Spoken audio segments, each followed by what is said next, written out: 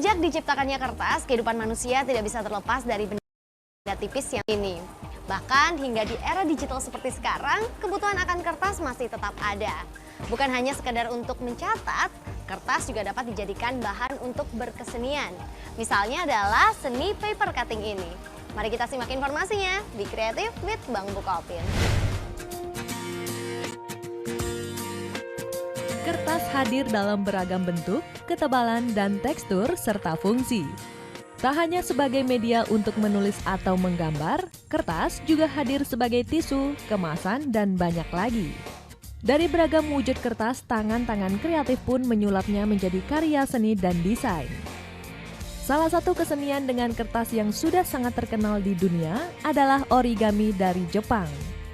Ini adalah seni melipat kertas yang berbentuk bujur sangkar dan menjadikannya macam-macam bentuk.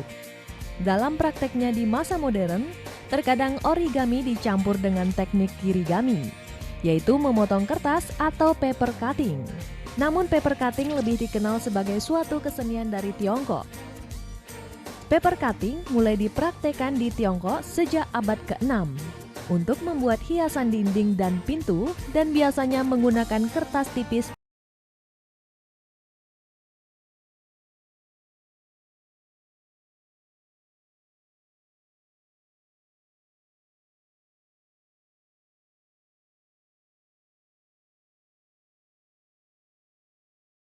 berwarna dan Eropa.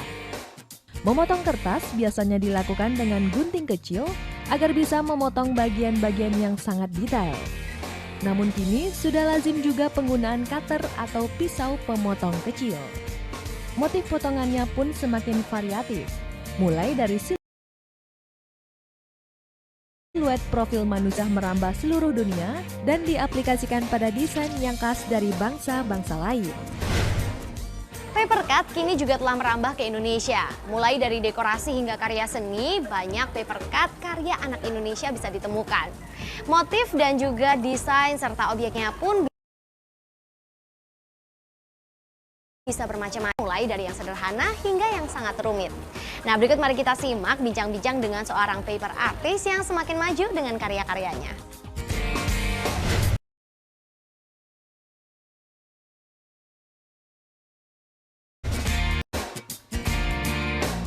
Yaitu yang saya banyak kembangkan adalah kado untuk ulang tahun, untuk kado pensiun, kado teman kantor yang mau resign, atau kado pernikahan. Dan biasanya dalam bentuknya sketsa wajah seperti yang ada di belakang saya ini.